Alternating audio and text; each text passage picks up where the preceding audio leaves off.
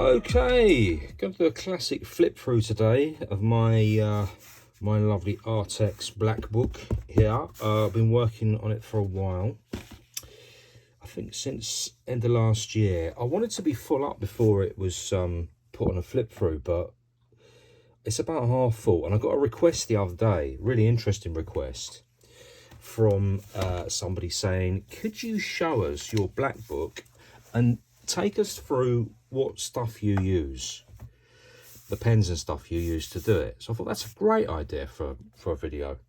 Let's talk a bit about some of the works. Kick off with a nice Heavy Rain piece. Heavy Rain, for those of you who don't know, is the crew that I belong to, based out of Essex. Me, Neek, and Izza, and Kismo, Trans One, and this one I've used. So kick off with Style File, alcohol markers to begin with. Lovely bit of alcohol marker work. Get asked this a lot. Style File. Now I think that Style File might be discontinued. I'm not sure. You can still get them at the moment, but somebody said to me they're not doing it anymore. So just to warn you on that, if you get interested in these, you know, there are lots and lots of different alcohol markers you can get. Some are better than others. The fact is that alcohol markers are generally alcohol markers. They blend nicely, they lay down nicely.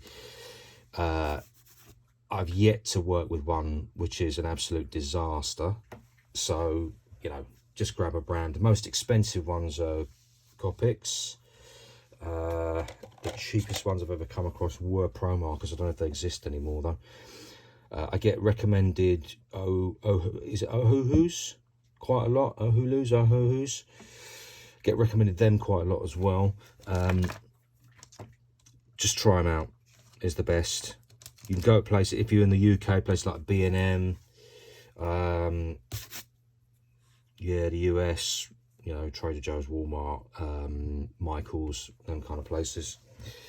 In fact, Michael's for art supplies is a top place. Anyway, if you're in the US, Pigmographic 1 for your black outline there. This is archival ink, and what that means basically is it's going to last for a century or more. You know, it's going to last a long time. What else? Oh yes, very important. So you see this purple outline on these pink bubbles. This, I'll find the actual pen. What done it? Stabilo 0.88. There you go. And these are going to be an invaluable part of your arsenal. Lovely fine lines. Obviously, I've thickened them on there, but what you get is variation. See the little wisps and stuff. You can do that with that. You can't do that with the big fat alcohol markers. A, because of the bleed, but also because they're just not fine enough to be able to do that.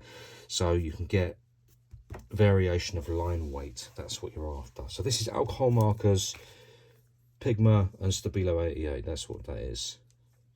This one to kick off with. Just mentioned about composition there. So you know, I'm working with a sort of circular composition. You can see that there. There's one tiny conceit in it, obviously, which is this arrow instead of the little negative space in the A.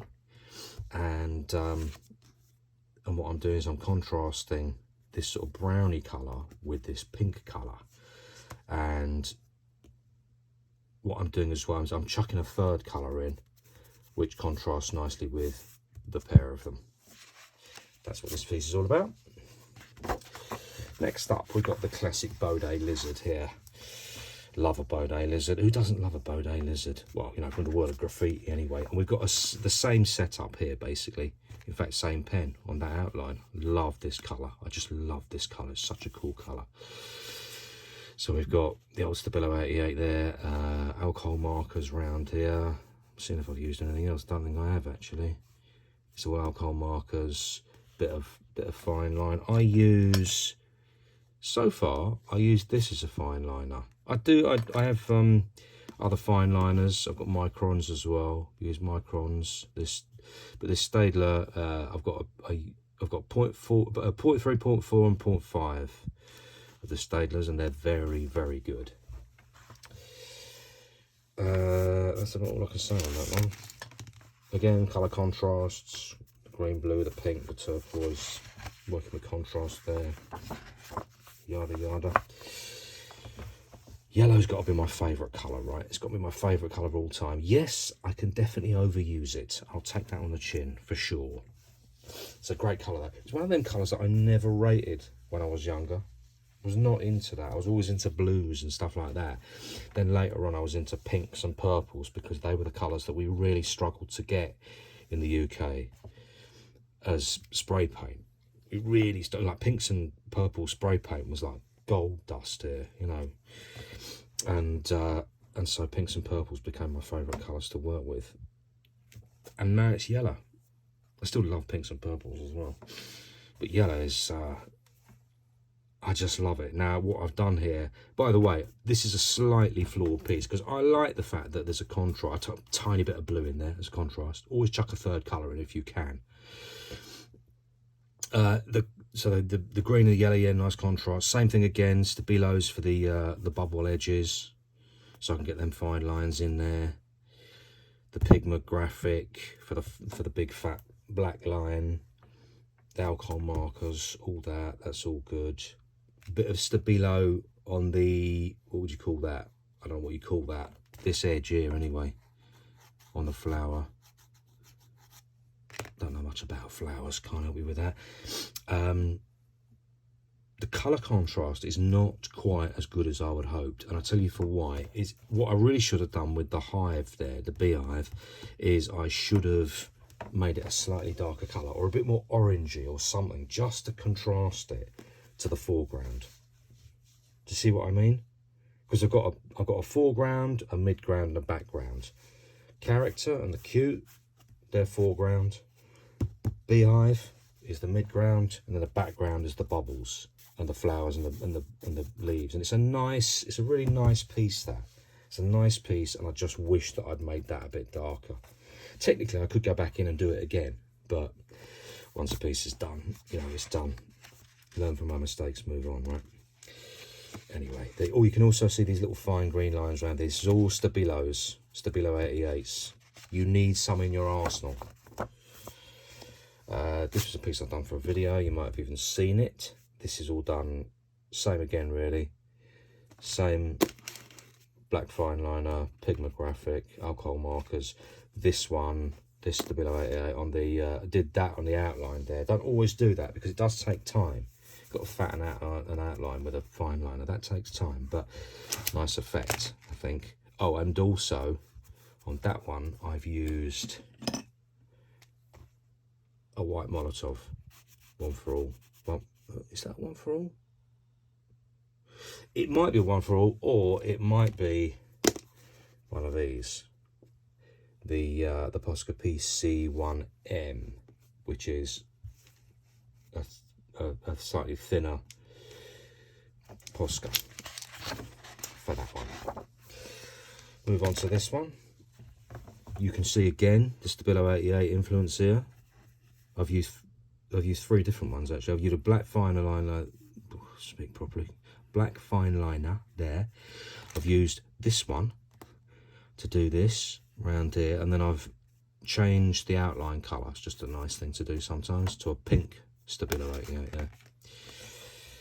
Again, Stabilo's coming into that own here with the fine lines. You can see the fine lines. I've blended it on the. I've pushed into the background. I've pushed alcohol marker, flare or crackle, whatever you want to call it, into the back there. And this is all, again, this is all alcohol markers, bit of highlight with the Posca. That's definitely Posca there because it's finer. And yeah, same again. Most of my pieces, to be honest, are going to be done like this. You see the same setup here. Same setup again. Alcohol markers. I won't go over the same thing every time. I'll just say this is the same. Same setup, basically. Same setup for this one. You notice I've dropped a background in with the unoutlined bubbles. So the outline bubbles lift it forward. Behind them, I've done non-outlined bubbles and a bit of crackle, stuff like that, just to break it up a little bit. That's a commission piece I've done. Pretty much all in black line except for a tiny bit of grey. This one, same again. That big fat white line there is done with Molotov One for All, the 127HS. I really like the fact that it's not completely opaque, because you can see what's underneath it, because that's what it means, not to be completely opaque. Horrible bit of bleed through because I either forgot to put the sheet underneath, which I expect is what happened, or I didn't use a thick enough sheet underneath, and I did a lot, because you can see if you work an area, these are very nice sort of beautiful pages, but they're not thick enough. If you work an area over and over and over with alcohol markers, they're not thick enough to keep it from going through. So you've got to use an undersheet with all this. Pencil sketch, that was one of them that I was just jamming, really. Just jamming human characters that I don't draw a lot.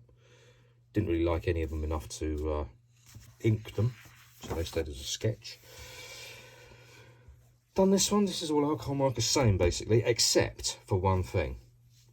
And that is, I've used a bit of pencil around the edges for the flaring. A little bit of, it's a tiny, tiny detail, but it really adds to your overall piece. Just use a tiny bit of pencil around the edges for a little bit of dusting, a little bit of flare. Very nice effect. I'm trying to see if I've used it elsewhere. I don't think I have. Oh, I've used maybe a tiny bit on the arm there as well.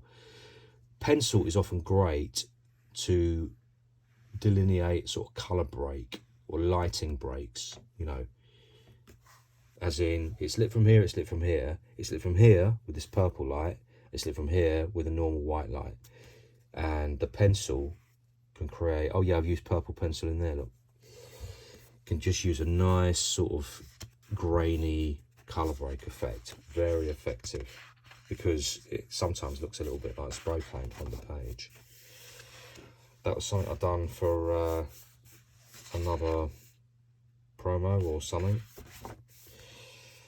This was a tester trying to see how these colours work together. I wanted to use this yellow, so this is a yellow Posca, like this, fine line Posca that I've gone over and over and over. This yellow is not brilliantly opaque, it has to be said. It's very, very difficult to get decent coverage with it, so you have to go over and over and over. It's a nice effect, as you can see when you get it, but you have to work very hard to get it. And I've rinsed this pen, I really need a new one now. Alcohol markers on the blend on the inside, that tended to work really well, I thought. You know, oranges into dark reds and stuff like that. Yeah, really, everything really nice about it. Really, that needs to be on like a black background, but then it'd be even more difficult to cover with yellow, because yellow notoriously takes a lot of coats to go over black. I mean, it took enough coats to go over white, but yeah, yellow's just one of them things that, no, the pigment just isn't strong enough most of the time. This is all alcohol marker piece. No, it isn't. Sorry, I tell a lie. There's a little bit of pencil in there, so I'm using pencil to fade down at the top, and just two tiny little low lights on that letter there, on this letter there. Tiny bits of low light. I think I've done a little bits in the shadows as well to darken them in little bits of areas and stuff like that. So that's alcohol markers, pigmographic ones on the black outlines, and just little tiny bits of pencil in there. Fine line, is that Stabilo? No Stabilos on that one. Yeah, nice. This is one of them sort of mad mash-up kind of things. I've used a whole load of different stuff here. What is that? Actually, what is that? So that, I think that's a Stabilo, I think. The light blue. I'm pretty sure it is, because I've done that heavy rain there, and that's all fine line, so I'm pretty sure that's Stabilo 88. These ones again. Then I've used a lot of alcohol marker. Alcohol marker's great for this sort of stuff if you're doing if you're not too worried about it, doing a little bit of, a bit of running. Often it's the corners that suffer, getting a fine corner, getting like a tight, sharp corner with an alcohol marker is virtually impossible. And then this is all pigmographic again for the blacks, using fine liners to find to define the tight lines, bit of tight line work there. Sometimes you just got to mash stuff up, right? Just chuck some stuff around. This is all 2-pen stuff. This is all, that's the wrong one, this one. This is all like this sort of stuff. Pigmographic one, pigment liner. That, it wasn't a 0.3 that I used on this though, it was a 0.4, which is around somewhere. Is that it? Yeah, this one. These 2 pens to work all this.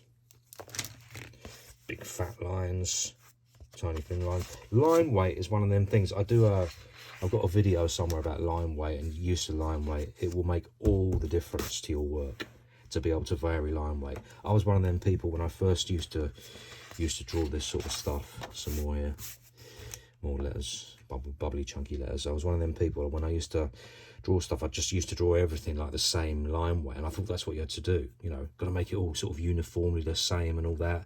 Didn't realise you could vary line weight to get these amazing kind of dynamics in your letters and your characters. I know now, use it a lot, well, all the time in fact. Another Bode piece. I recently turned this one into a t-shirt. If you go on my web shop, you'll see I've been running this one as a t-shirt. This is classic sort of circular composition, you know, all in a circle, and it's not too overcrowded. Few elements in there make it interesting. Big old tentacle, you know, throw up letters, all that sort of stuff. Bode character. Again, this is same kind of stuff. This is nearly all alcohol marker to get these effects. All alcohol marker with the pigmographic one on the black outline and the fine liner. Same again, except I've used the pencil for the purple fades.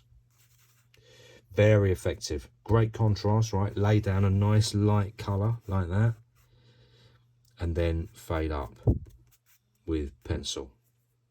Very effective, really effective. Can't recommend it enough.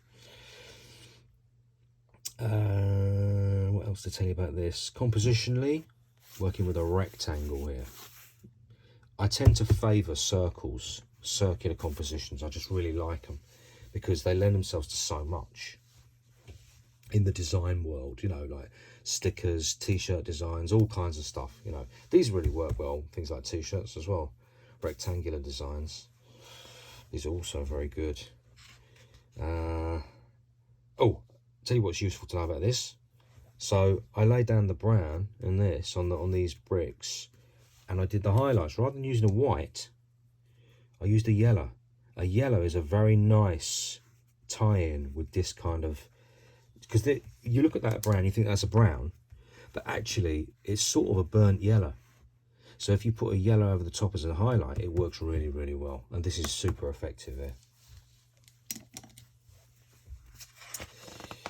On we go. This is me just jamming the letter A.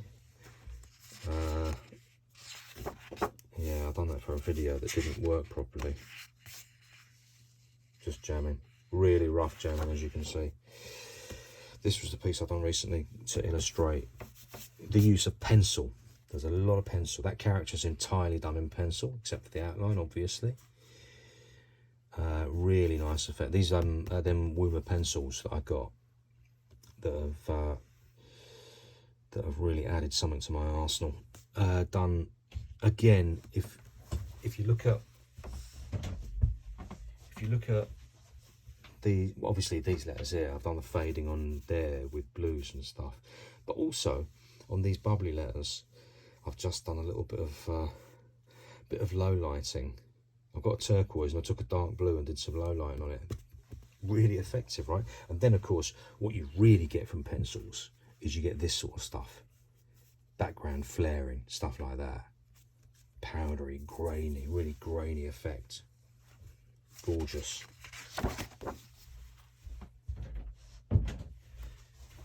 This is one of my favourites of recent times. Monochromatic, well, it's not monochromatic because there's two colours. I wanted to work in monochromes, and then I thought actually it'd be better if I contrasted it with just at least one colour. So this is what you get when you do a 2-colour contrast. A blue and a yellow is a nice contrast. You could argue that blue and orange is probably a bit more effective. Check the colour wheel if you want a reference on that. But a lot of pencil on this one. I think you'll agree, really effective.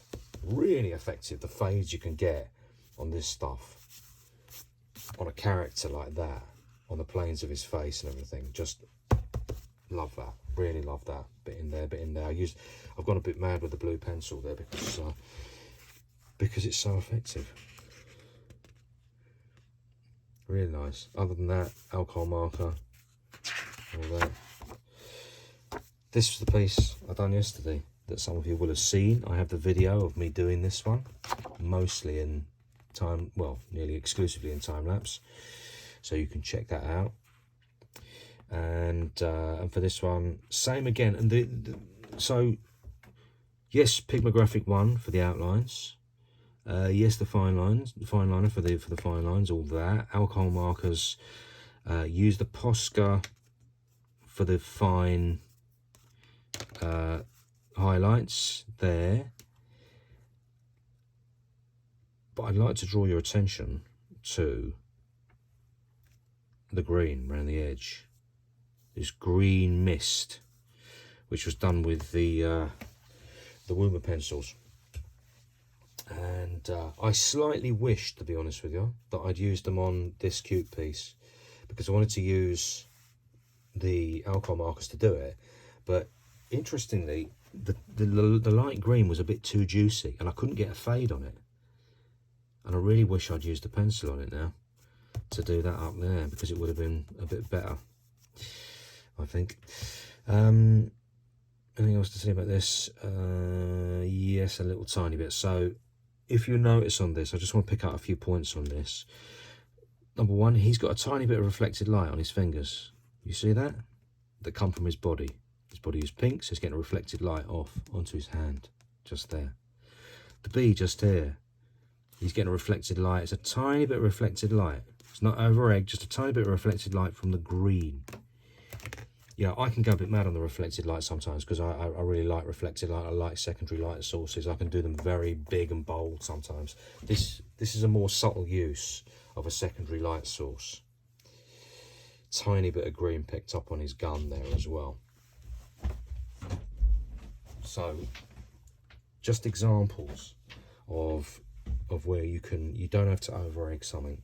You can just do a tiny bit. I haven't even bothered to put it on the daisies there, because I thought it's not really needed. Don't need to over egg it. Just leave it there. But this was one I was really, really pleased with. I'll tell you why.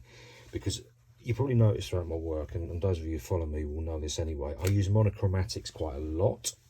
A one colour and gradations and values of one colour to do things. I really love doing that, but I'm trying not to do it as much. 2 colours, I love that as well. I use 2 colours as well, like this. 3 colours, yes, I use 3 colours a lot as well. But for this one, I wanted to really step it up a bit. Now, if you look, mostly what I've used here, I've used about 3 colours. And you might think there's more than 3 colours there, mate. But, however, if you look at it, it's sort of pinks, purples, and, well, in fact, the pinks and the purples are sort of related to each other. Then you've got the greens, then you've got the yellows. I mean, there's this as well. So, I'm chatting breeze a little bit there. But the fact is that the major colour contrasts here, because these are neutrals, so you don't count neutrals. You don't count them. You don't count blacks. You don't count neutrals, because you can use them with anything. So I've used the warm greys here, then striking yellows. Green encompasses the whole thing, wraps it all up, and this very sort of striking pink. What I mean by pinks and purples is, you can see on here I've used purple pencil to do the low lights on the bubbly throw up letters, and it just sets those off really nicely. because it's a related colour. Here I've used, to shade this fella, I've used gradations of this sort of powdery bubblegum pink that in the darkest bits turn into a really deep purple. Just to show you how related them colours are. So, yeah, so that's it. That's it. That's what I've got on the black book so far. I've still got a chunk left, as you can see.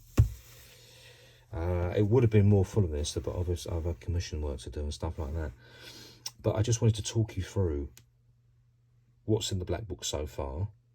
I've got my other black book as well, which is what we might call a loose leaf black book, which has got all kinds of stuff in it. Some of which you'll have seen, some of which you might not have seen yet. I have done some flips and stuff like that, but yeah, that contains all the loose leaf stuff. Sometimes a commission when somebody only wants a digital version or whatever, I'll keep the original and stick it in there, send them the scan, whatever. But anyway, that's it, guys. That's mostly what I use. So just to recap, most of the stuff I use will be a combination of style file marker, Pigmographic 1, the Stadler, never know how to say that, German I'm assuming, 0.3 for superfine. I don't go lower than a 0.3, there's not much point. 0.4 and 0.5. I use a micron 8 sometimes for a line that is neither too thick nor too thin. That's an 8. You can see on his fingers there. That's an 8. The Stabilo 88, fantastic set of pens. They do bust very easily. The tips will split on you. So make sure you've got something back up. I tend to buy them 2 at a time, or actually Chris Delaney, big ups Chris, he's sponsored me for a good few packs of these because they do tend to pop on you.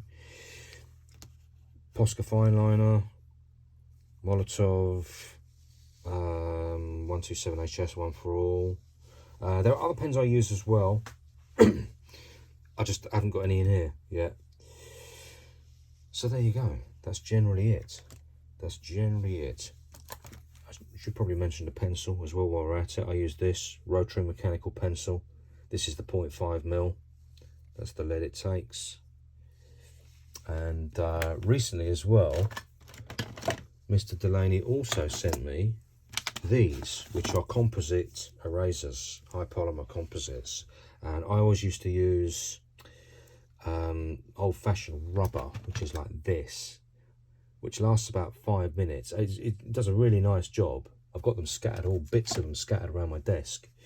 But this is pretty hardcore, this, and it does a really good job, and I much prefer it actually. Other than that, that's about it really. That's about it. So hope you enjoyed that, guys. Hope it was informative, and I will see you in the next one.